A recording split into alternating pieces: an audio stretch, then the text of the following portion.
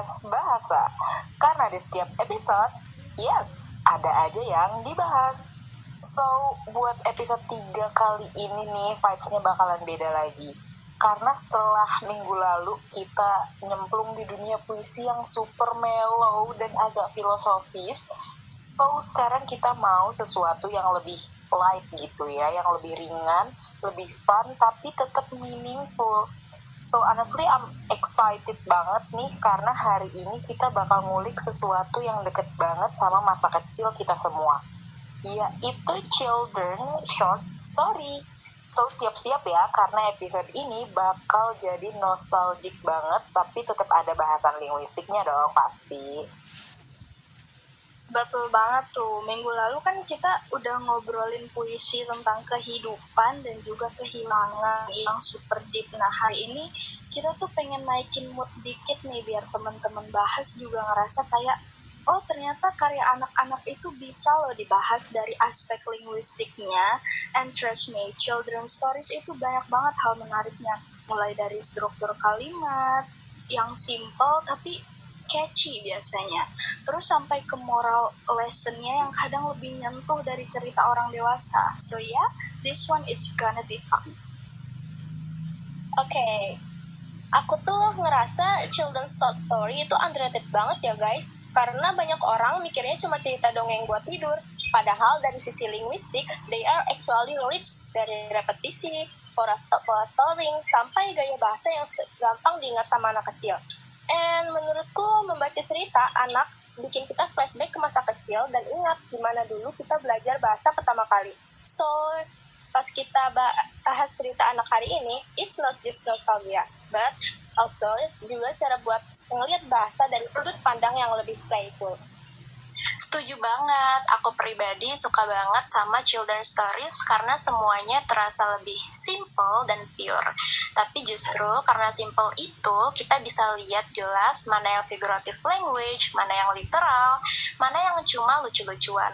Dan kadang yang kelihatannya lucu itu justru punya makna yang gede banget. So that's why I think it's a perfect pick for episode kali ini, ringan tapi tetap bisa dibedah habis-habisan.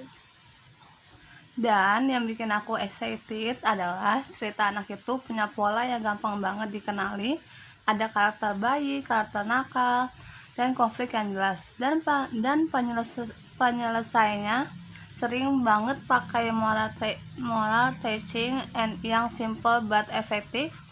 Dari sisi linguistik, ini gold banget karena kita bisa bahas bagaimana repetisi dipakai untuk build memori anak-anak. So yes, children's story itu bukan cuma dongeng iseng, it's actually a language learning tool.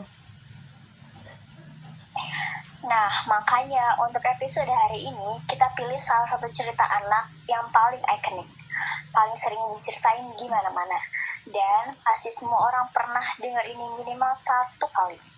It's simple, it's fun, dan bahasanya banyak banget elemen yang kita bisa bongkar bareng-bareng di sini. So, buat teman-teman bahas, today we are going to dive into the three little pigs. Let's talk about the story, the morals, and the language choices. Dan kenapa cerita ini bisa bertahan dari generasi ke generasi. Oke teman bahas, sebelum kita masuk ke deep analysisnya nih, so let's do a warm up dulu kali ya, karena siapa tahu ada yang belum terlalu inget sama jalan cerita dari The Three Little Pigs ini. So basically this timeless tale is about 3 babi kecil yang lucu, yang hidup mandiri dan harus berhadapan dengan satu serigala jahat yang super persisten. So, cerita ini awalnya berasal dari English fairy tales di tahun 1922. Waduh, tua banget. Dan diadaptasi oleh Flora Annie-Steel. Yang menurut aku keren dari cerita ini adalah walaupun ceritanya simple banget, tapi tensionnya tuh dapet gitu, mulai dari latarnya yang di rumah jerami, terus ada juga yang di rumah kayu, sampai ada juga yang di rumah bata itu loh. Exactly, dan yang bikin aku suka ya sama cerita ini, alurnya tuh gampang banget tau diikutin. It goes like 3 babi kecil itu ngebangun rumah masing-masing. Terus si serigalanya datang, he huffs and puff, dan 2 rumah babi yang pertama itu langsung hancur. Tapi yang ketiga, yang si pakai batu bata, yang brick house itu, dia tuh tetap awet, tetap utuh, dan itu tuh akhirnya jadi simbol sebagai kerja keras dan smart choice. Tapi kalau mau jujur ya, aku ada sedikit kritik tahu buat cerita ini. Kadang kalian ngerasa nggak sih cerita ini tuh kayak terlalu hitam putih gitu, kayak kenapa si serigala ini yang dibikin jahat dan babinya gitu yang selalu benar, padahal kan in real life nggak selalu begitu gitu ya guys. Tapi ya balik lagi karena ini kan cuma children short story, jadi nggak terlalu pakai logik lah. Setuju. Yes, betul banget. Betul banget. Walaupun simple, struktur konflik di cerita ini tuh jelas banget ya guys, dan itu tuh yang bikin dia mudah diingat dan pastinya cocok buat untuk anak-anak. Tapi kalau diperhatiin lagi, pacingnya tuh agak cepet ya, kayak tiba-tiba beat house, walk datang, and boom. Tapi aku ngerti sih, maybe itu karena cerita ini memang desain buat anak kecil yang attention span-nya masih pendek. But honestly, aku tetap suka sama repetisinya karena bikin kita automatically ingat pattern-nya. Betul banget. Dan ngomongin repetisi, aku suka banget di bagian Wolf bilang, I'll have, and I'll puff, and I'll blow your house down. Itu ikonik banget, literally satu kalimat yang memorinya kuat sampai dewasa. Tapi kalau ngomongin storytellingnya sendiri, aku ada pertanyaan sih buat kalian. Menurut kalian, kenapa 2 pigs pertama dibuat kayak lebih careless? Is it hanya buat kontra sama si pig ketiga, atau sebenarnya mereka representasi karakter yang biasanya tergesa-gesa? Karena sejujurnya aku ngerasa itu relatable banget ke kehidupan kita gitu. Iya juga ya, betul ya, pertanyaan itu ya, betul. Good point. Menurutku itu memang intentional. Cerita anak biasanya pakai karakter extreme difference biar pesan moralnya nempel. Yang satu malas, yang satu setengah hati, dan yang terakhir hardworking. Tapi kalau mau dikritik dikit, I wish mereka kasih alasan kenapa babi 1 dan babi 2 pilih material gampang, kayak apakah mereka terburu-buru atau malas. Tapi ya balik lagi, cerita anak tuh memang dibuat simple supaya anak mengerti core konfliknya dulu.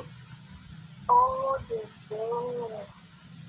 Iya nih, walaupun simple, I actually appreciate how the story built fear tension.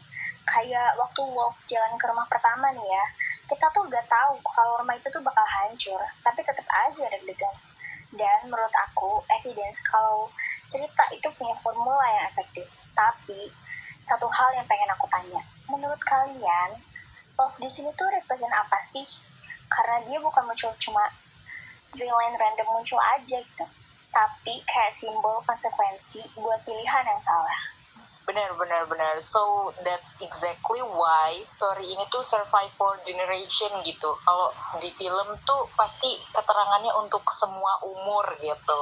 Karena dia punya simple plot tapi punya makna yang dalam juga. Jadi cocok buat semua umur, mulai dari anak-anak, remaja, dewasa, sampai mungkin lansia yang masih kelihatan untuk baca, mungkin bisa baca gitu. Makanya kita butuh dan menurutku ini Wolf represent-nya tuh untuk kayak life challenges gitu yang bisa datang kapan aja. Makanya kita butuh foundation yang kuat gitu. Oh iya, make sense. Karena kan untuk masalah itu kita nggak bisa menduga-duga ya kapan datangnya. Itu dia. Make sense. Nah sekarang kita masuk ke segi bahasanya nih. Honestly aku juga suka banget sama cerita ini karena memakai banyak repetition, kayak the line half and puff. Itu kan kayak ritmenya tuh dapat banget gitu, easy to remember dan friendly banget buat anak-anak. Ini contoh yang bagus dari language simplicity yang tetap catchy.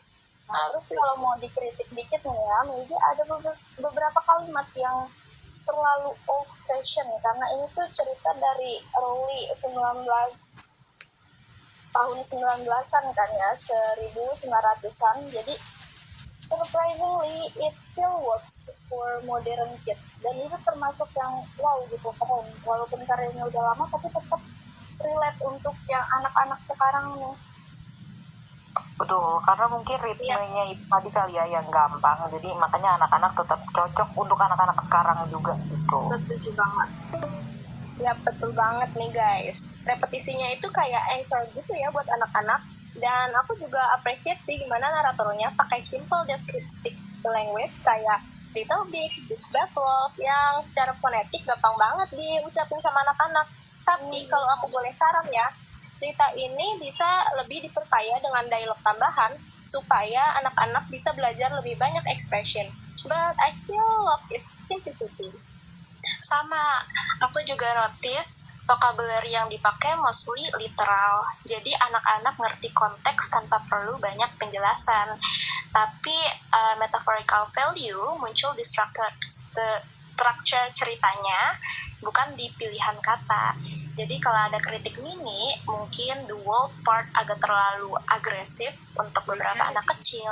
But again, fairy tales often exaggerate feelings. Jadi apa ya, that's part of the charm gitu menurut Iya, betul sih. Benar sekali. Aku appreciate banget gimana cerita ini pakai language pattern yang repetitif karena itu membantu literasi awal. Jadi anak hafal ritmenya konsisten. Tapi kalau aku boleh jujur nih, I think ada beberapa bagian yang bisa dibuat lebih engaging dengan adding sound effect like whoosh, crack, puff, biar lebih imersif aja. Oh iya, setuju sih. Itu penting banget itu aspek sound-sound gitu. Iya, benar sekali. Honestly, aku juga suka banget nih. Englishnya tuh ringan banget, cocok buat beginner.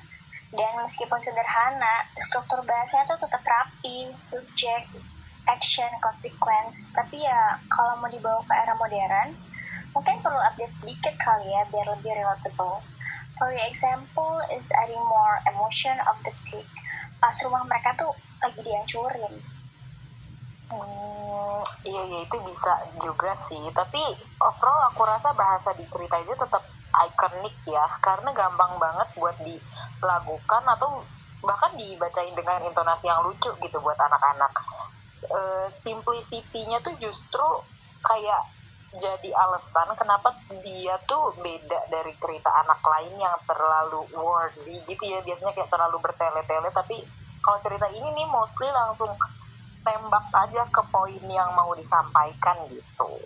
Betul, setuju banget. Dan poin terakhir nih guys, yang paling penting dari sebuah cerita tuh pasti adalah moralnya atau pesan yang ada di dalamnya kan. Terus dari cerita ini yang paling obvious itu adalah kerja keras dan being responsible. Kalian pasti notice guys yang babi terakhir ini tuh kayak nunjukin kalau putting extra effort itu give a better result. Dan ini menurutku jadi powerful banget gitu untuk anak-anak zaman sekarang yang mungkin sering banget ya males-malesan dan pengen sesuatu yang instan. Jadi cerita ini tuh kayak ngasih tahu gitu kan nggak ada salahnya untuk lebih bekerja keras karena hasilnya juga lebih bagus. Ngerti banget, ngerti. Yes, exactly. Dan dari moral lainnya adalah tentang thinking ahead. Kayak kalau kamu cuma mikir yang gampang sekarang, kamu mungkin kesulitan nanti.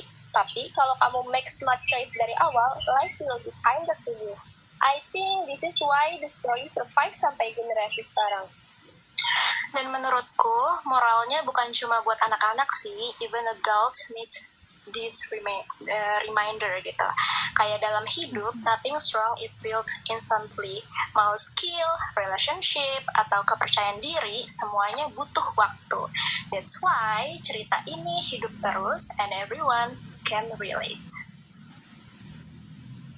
Dan yang aku suka banget nih, cerita ini mengajarkan moral tanpa friksi. Anak-anak bisa langsung ngeh kalau kerja keras itu ada hasilnya. Dan ini gampang banget diaplikasikan, belajar, be responsible, take take your time dan jangan ambil jalan pintasnya. Nah, plus moral lain yang jarang dibahas adalah tentang sibling support. At the end, dua babi yang ceroboh itu diselamatin nih sama saudaranya yang lebih prepare. So, there's a reason about helping each other too. That's why the story feels warm. Iya, betul. Dan kenapa cerita ini survive ya? Karena dia tuh fleksibel gitu, bisa dibacain kapan aja dan bisa diadaptasi di banyak versi gitu kan. Dan setiap generasi bisa baca dengan perspektif yang baru. So that's the magic of simple stories gitu. Karena mereka tuh timeless. Wah iya, setuju banget.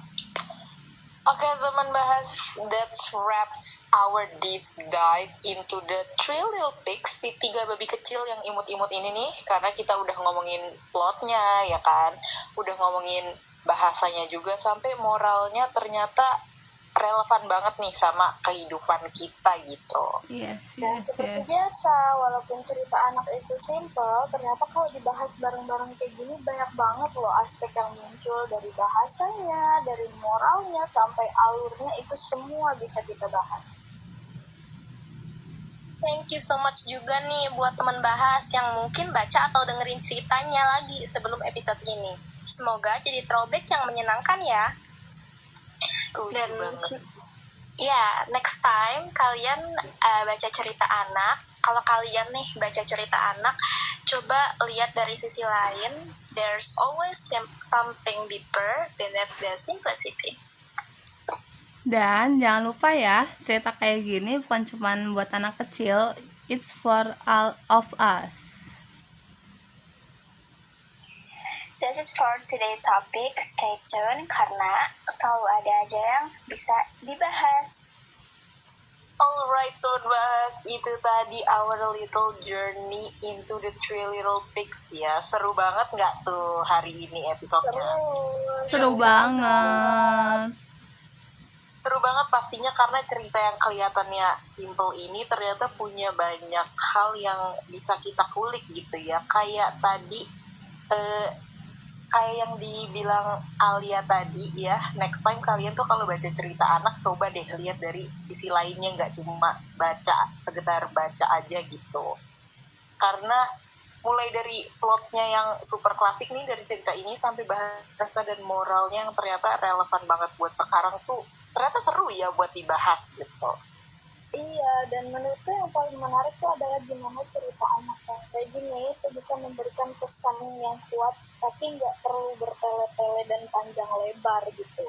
Kayak reminder kecil untuk kita, kalau semua, bahwa sometimes the simple story carry the biggest meaning, dan itu yang bikin kita nggak bosan bahas cerita kayak gini. Dan semoga teman bahas juga ngerasain hal yang sama juga ya, bahwa short stories itu bukan cuma buat anak kecil, tapi they are actually windows to understanding how language shape imagination. Plus mereka efektif banget nih buat belajar bahasa karena simple tapi penuh pola. Yap, dan honestly, aku suka banget momen-momen throwback kayak gini. It's bring back childhood vibes, but in a more mature way. Kayak kita baca ulang, tapi dengan perspektif baru. And I think that's why these stories stay iconic across generation. Betul, benar, betul. So, kalau kalian nanti baca atau nonton versi lain dari cerita ini, coba notice hal kecil yang mungkin dulu kalian gak perhatiin, karena storytelling itu berkembang and every version tell you something new, dan itu yang bikin cerita-cerita klasik tetap dibikin hidup gitu. Okay, well, teman bahas, that's class topic for today. We have explored the plot, language, and the moral. And seperti biasa, semakin simpel topiknya, makin banyak juga nih yang bisa kita bahas. Don't worry, masih banyak cerita seru yang bakal kita ulik nih di episode-episode selanjutnya. So, stay curious, stay playful, and remember, there's always something to talk about.